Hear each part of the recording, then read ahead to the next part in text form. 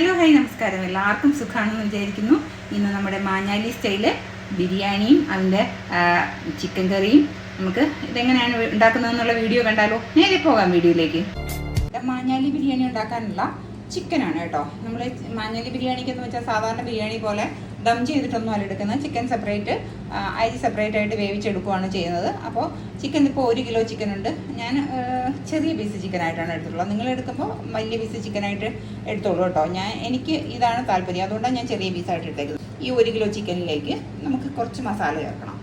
1 table spoon മുളക് പൊടി, 1/2 table spoon മഞ്ഞൾപ്പൊടി, ഈ ചിക്കനിലേക്ക് ആവശ്യത്തിനുള്ള ഉപ്പ്, ഇനി ഒരു അരമുറി നാരങ്ങയുടെ നീര് കേട്ടോ. നല്ല നീരുള്ള നാരങ്ങയാണെങ്കിൽ അരമുറി മതി. അതല്ല നീര് കുറവാണെങ്കിൽ ഒരു നാരങ്ങയുടെ ഫുൾ നീര് എടുത്തോളണം കേട്ടോ. ഭയങ്കര എളുപ്പത്തിൽ ചെയ്യാതെടുക്കാൻ പറ്റും. മറ്റേ സാധാ ബിരിയാണി പോലെ നമുക്ക് പാടൊന്നുമില്ല കേട്ടോ. പക്ഷേ നല്ല ടേസ്റ്റുമാണേ. ഒരു 10 മിനിറ്റൊക്കെ കഴിഞ്ഞിട്ടുണ്ട്. ഞാനൊരു പാൻ അടുപ്പത്ത് വെച്ചിട്ടുണ്ട്. അതിൽ ഓയിലും ഒന്നും ഞാൻ ഒഴിച്ചു കൊടുത്തിട്ടില്ല കേട്ടോ. പാൻ ഒന്ന് നന്നായിട്ട് നമുക്ക് ചൂടായി കിട്ടണം. ചൂടായി കിട്ടിയതിന് ശേഷം നമുക്ക് ഈ നമ്മൾ വരട്ടി വെച്ചിരിക്കുന്ന ചിക്കൻ ഉണ്ടല്ലോ കണ്ടോ, ഈ ചിക്കൻ ഹൈ ഫ്ലെയിമിൽ ഇട്ട് തന്നെ ഒരു 3-4 മിനിറ്റ് ഒന്നങ്ങ് തിരിച്ച് മറിച്ച് ഇട്ടിട്ട് ഒന്നങ്ങ് ഇളക്കി ആ ചിക്കൻ്റെ ഒരു കളർ ഒന്ന് വ്യത്യാസമായിട്ട് ഒരു വൈറ്റ് കളറിലോട്ടൊന്ന് വരണം. അതേപോലെ ഒരു 3-4 മിനിറ്റൊക്കെ ആയിട്ടുണ്ട്.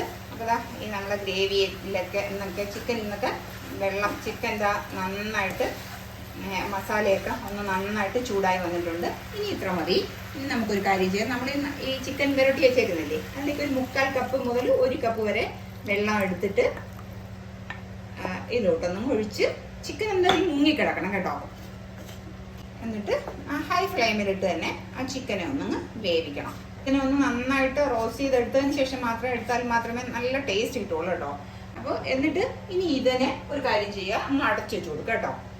അപ്പോൾ അതാ ഒരു 10 മിനിറ്റൊക്കെ കഴിഞ്ഞിട്ടുണ്ട്. നമ്മുടെ ചിക്കനൊക്കെ നന്നായിട്ട് വെന്ത് വന്നിട്ടുണ്ട്. അപ്പോൾ അതാ ഈ വെള്ളം ഇങ്ങനെ കിടക്കുന്നില്ലേ, ഈ വെള്ളത്തിനെ നമുക്ക് പതുക്കെ ഒന്നങ്ങ് കോരി മാറ്റുക. ഇത് കളയരുത് കേട്ടോ, ഈ വെള്ളം കളയരുത്. ഇത് ചിക്കൻ്റെ ഗ്രേവിയാണ്, ഇത് കളയരുത്.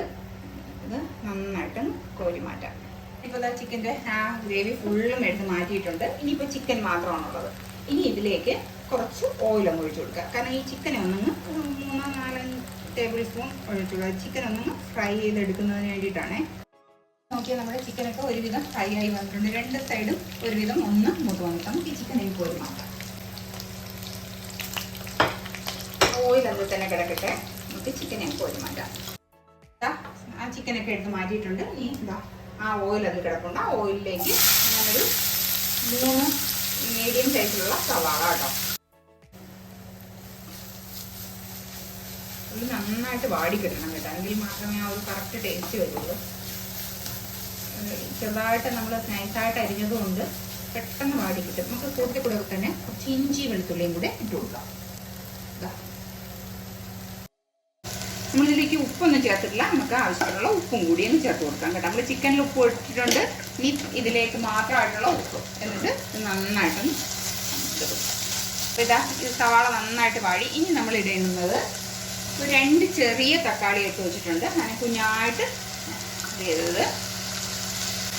ആ തക്കാളിയും കൂടി ഒന്ന് നന്നായിട്ട് മിക്സ് ചെയ്തിട്ട് അടച്ച് വെച്ച് കൊടുക്കുക. അടച്ച് വെച്ച് ഒരു 3-4 മിനിറ്റ് ആകുമ്പോഴത്തേക്ക് തക്കാളി നന്നായിട്ടൊന്ന് സോഫ്റ്റ് ആയി കിട്ടും. അപ്പോൾ ഇതാ നമ്മുടെ തക്കാളിയൊക്കെ ഇട്ടിട്ട് ഒരു 4 മിനിറ്റ് ആയിട്ടുണ്ട്. തക്കാളിയൊക്കെ നന്നായിട്ട് വെന്തിട്ടുണ്ട്. നമുക്കൊന്ന് സ്പൂൺ കൊണ്ടൊന്നൊന്ന് ഉടച്ചു കൊടുത്താൽ മതി കേട്ടോ. നേരത്തെ മഞ്ഞൾപ്പൊടി ചേർത്തിട്ടുണ്ടായിരുന്നു ചിക്കനിൽ. ഒരു 1/4 ടീസ്പൂൺ മഞ്ഞൾപ്പൊടി, 1 ടീസ്പൂൺ മുളക് പൊടി. ഇനി മുളക് പൊടി കുറച്ച് എരിവ് കൂടുതലാണ്. 1/2 ടേബിൾ സ്പൂൺ മല്ലിപ്പൊടി കേട്ടോ. അതാ നമ്മുടെ പൊടികളൊക്കെ ഇട്ടിട്ട് ഒരു 2 മിനിറ്റൊക്കെ ആയിട്ടുണ്ട്. ഇതേപോലെ നന്നായിട്ട് പൊടി മൂപ്പിച്ചെടുക്കുക കേട്ടോ. പൊടി ഇട്ടിട്ട് ഇങ്ങനെ മൂപ്പിച്ചെടുക്കുക. ഇതാ ഇത്ര മതി. ഇനിയിപ്പോൾ നമ്മൾ നേരത്തെ കുറച്ച് ചിക്കൻ്റെ ഗ്രേവി എടുത്ത് വെച്ചിട്ടുണ്ടല്ലോ, ആ ഗ്രേവി ഇതേപോലെ ഒന്ന് ഒഴിച്ചു കൊടുക്കുക. ഇതിലേക്ക് കുറച്ച് വെള്ളം, ഒരു 1/4 കപ്പ് വെള്ളം ഒഴിച്ചിട്ട് അതും കൂടി എന്നിട്ട് നന്നായിട്ടൊന്ന് മിക്സ് ചെയ്ത് നന്നായിട്ടൊന്ന് തിളച്ച് വരണം. ആ സമയത്ത് നമുക്ക് ഇതിലേക്ക് നമ്മൾ നേരത്തെ അരമുറി നാരങ്ങയല്ലേ എടുത്തത്, അതിൽ ബാക്കി അരമുറി നാരങ്ങ ഉണ്ടല്ലോ, ആ നാരങ്ങ നീരും കൂടി ഇതിലേക്ക് നമ്മൾ ഒഴിച്ചു കൊടുക്കുക. എന്നിട്ട് നിങ്ങൾ ഗ്രേവിയിൽ ഉപ്പ് കൊണ്ടോന്ന് നോക്കി കൊടുത്തോളണം കേട്ടോ. ഉപ്പില്ലെങ്കിൽ ഈ സമയത്ത് ചേർത്ത് കൊടുക്കുക. എൻ്റെ ഗ്രേവിയിൽ കുറച്ച് ഉപ്പിൻ്റെ കുറവുണ്ട്. ബാക്കിയെല്ലാം പെർഫെക്റ്റ് ആണ്. ഒരു 1/4 ടീസ്പൂൺ ഉപ്പ് കേട്ടോ. ഇനി ഇത് മതി. നമുക്കൊരു കാര്യം ചെയ്യാം. ഇനി നമ്മൾ എടുത്തു വെച്ചിരിക്കുന്ന ഈ ചിക്കൻ്റെ പീസസ് ഉണ്ടല്ലോ, എനിക്ക് ഇത്രയൊക്കെ മതി. അവസാനമായിട്ട് കുറച്ച് മല്ലിയില ഇടുന്നുണ്ട്. പിന്നെ ഇതിൻ്റെ രുചി കൂട്ടുന്നതിന് വേറെ ഒരു കാര്യം കൂടി ഞാൻ ചെയ്യുന്നുണ്ട് കേട്ടോ. ഇതിലേക്ക് ഒരല്പം നെയ്യ്, ഏകദേശം ഒരു 1/2 ടീസ്പൂണോ 1 ടീസ്പൂണോ അവരവരുടെ ടേസ്റ്റിനനുസരിച്ചിട്ട് കേട്ടോ. പായസം ഉണ്ടാക്കാവുന്നതിന് വേണ്ടിയിട്ട് ഞാനൊരു പാത്രം അടുപ്പത്ത് വെച്ചിട്ടുണ്ട്. അതിലേക്ക് ഏകദേശം 1 ടേബിൾ സ്പൂൺ നെയ്യ്. സവാള വഴറ്റി വെച്ചിട്ടുണ്ട്. സവാള വഴറ്റിയത് ഞാൻ എയർ ഫ്രയറിൽ ഇട്ടാണ് വഴറ്റിയത്. അപ്പോൾ അതുകൊണ്ട് അതിൻ്റെ വീഡിയോ എടുത്തിട്ടില്ല കേട്ടോ. 1 ടേബിൾ സ്പൂൺ തന്നെ ഓയിലും കൂടെ ഒഴിച്ചു കൊടുക്കാം. ഇതിലേക്ക് ഞാൻ ചെറിയ പീസ് പട്ട, ഗ്രാമ്പു, ഏലക്ക ഇതെല്ലാം ഇട്ട് കൊടുത്തിട്ടുണ്ട്. പിന്നെ ഞാൻ ഇതിലേക്ക് ഇടുന്നതെന്ന് വെച്ചാൽ 1 ടേബിൾ സ്പൂൺ പെരിഞ്ചീരകം കേട്ടോ. ഇത് നിങ്ങൾക്ക് വേണമെന്നുണ്ടെങ്കിൽ മാത്രം ഇട്ടാൽ മതി. എനിക്കിതിൻ്റെ ഫ്ലേവർ ഭയങ്കര ഇഷ്ടമാണ്. ഇടുമ്പോൾ നല്ല ടേസ്റ്റുമാണ്. ഒരു 2-3 അല്ലി വെളുത്തുള്ളി, അത് ചെറുതായിട്ട് മുറുക്കിയിട്ട് അതും കൂടി ഇതൊന്ന് മൂത്ത് വരട്ടെ. അപ്പം ഞാൻ എന്താ കൈമാ റൈസാണ് എടുത്ത് വെച്ചിട്ടുള്ളത്.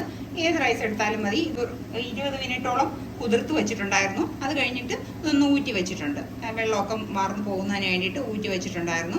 ഇനി ഇപ്പം ഇതിനെ നമുക്ക് അതിലോട്ടങ്ങ് ഇട്ട് കൊടുക്കാം. ഈ റൈസിനെ ഇതിലേക്ക് ഒന്ന് തട്ടി കൊടുക്കുക. എന്നിട്ട് ഈ റൈസും ഈ നെയ്യുമായിട്ടൊന്ന് കിടന്ന് 2-3 മിനിറ്റ് ഒന്ന് ഇങ്ങനെ ഒന്നങ്ങ് റോസ്റ്റ് ചെയ്തെടുക്കുക. അത് ഭയങ്കര ടേസ്റ്റാണ് കേട്ടോ. നിങ്ങൾ ഇതുവരെയ്ക്കും ഇങ്ങനെ അല്ല ചെയ്തിട്ടുള്ള. ആദ്യം വെള്ളം ഒഴിച്ച് വേവിച്ചതിന് ശേഷം, വെള്ളം ഒഴിച്ച് തിളച്ചതിന് ശേഷമാണ് റൈസ് ഇടുന്നതെന്നുണ്ടെങ്കിൽ ഒരു പ്രാവശ്യം ഈ രീതിയിൽ ഒന്ന് ചെയ്ത് നോക്കണം കേട്ടോ. നല്ല ടേസ്റ്റാണ്. ഇതിപ്പോൾ 2-3 മിനിറ്റൊക്കെ ആയിട്ടുണ്ട്. അരി നന്നായിട്ട് റോസ്റ്റ് ചെയ്തിട്ടുണ്ട്. ഇങ്ങനെ ഈ 2-3 മിനിറ്റ് റോസ്റ്റ് ചെയ്തെടുക്കണം കേട്ടോ. ഒരു പ്രത്യേക ടേസ്റ്റുമാണ്. പിന്നെ അത് മാത്രമല്ല, അരി പെട്ടെന്ന് പൊടിഞ്ഞു പോകത്തില്ല. നല്ല കറക്റ്റ് കൺസിസ്റ്റൻസിയിലിരിക്കും. ഇനിയിപ്പോൾ 2 കപ്പ് അരിയാണ് ഞാനിത് എടുത്തിട്ടുള്ളത്. 2 കപ്പ് അരിക്ക് 1 കപ്പ് അരിക്ക് 1.5 കപ്പ് വെള്ളം. അപ്പം 2 കപ്പ് അരിക്ക് 3 കപ്പ് വെള്ളം. ഏത് ഗ്ലാസ്സിലാണോ അളന്നെടുത്തത് അല്ലെങ്കിൽ കപ്പിലാണോ അളന്നെടുത്തത് അതേപോലെ കേട്ടോ. ഇതിപ്പോൾ ഞാൻ 3 കപ്പ് വെള്ളം ഒഴിച്ചിട്ടുണ്ട്. ഇനി നമുക്ക് ചെയ്യാനുള്ളതെന്ന് പറയുന്നത്, ഞാൻ 2 ബേ ലീഫും കൂടി ഇടുന്നുണ്ട്. നേരത്തെ ഇടാൻ മറന്നുപോയതാണ്. പിന്നെ ഇതിലേക്ക് ആവശ്യത്തിനുള്ള ഉപ്പും കൂടി ഇട്ട് കൊടുക്കാം, വെച്ച് കൊടുക്കാം കേട്ടോ. ഒരു 6-7 മിനിറ്റൊക്കെ ആകുമ്പോഴത്തേക്ക് നമ്മുടെ റൈസ് എന്തായെന്ന് നോക്കാം. നമുക്കൊരു ക്യാരറ്റിനെ ഗ്രേറ്റ് ചെയ്ത് വെക്കാം കേട്ടോ. ഒരു 4-5 മിനിറ്റൊക്കെ ആയപ്പോൾ നമ്മുടെ റൈസ് 3/4 ഭാഗമൊക്കെ വേവായിട്ടുണ്ട് കേട്ടോ. ഒരു 4-5 മിനിറ്റൊക്കെ ആയിട്ടുണ്ട്. നമ്മുടെ നമ്മളിപ്പോൾ കുറച്ച് ക്യാരറ്റ് എടുത്ത് വെച്ചിട്ടുണ്ട്, ഗ്രേറ്റ് ചെയ്ത ക്യാരറ്റ്. അപ്പോൾ അതിനെ ഒന്ന് നമ്മുടെ മാഞ്ഞാലി ബിരിയാണിയുടെ റൈസും റെഡി ആയിട്ടുണ്ട്. കറക്റ്റ് പരിപാടിയിട്ടുണ്ട് കേട്ടോ. ഇത്ര മതി. ഇതാ നമ്മുടെ മാഞ്ഞാലി ബിരിയാണി അതിൻ്റെ റൈസും അതേപോലെ തന്നെ അതിൻ്റെ ചിക്കനും റെഡി ആയിരിക്കുന്നുണ്ട്. നിങ്ങൾ ഒരു പ്രാവശ്യം ഇതേപോലെ ഒന്ന് ട്രൈ ചെയ്ത് നോക്കുക കേട്ടോ. ഇഷ്ടമായിട്ടുണ്ടെങ്കിൽ ഒന്ന് ലൈക്ക് ചെയ്യാനും ഷെയർ ചെയ്യാനും സബ്സ്ക്രൈബ് ചെയ്യാനും മറക്കണ്ട.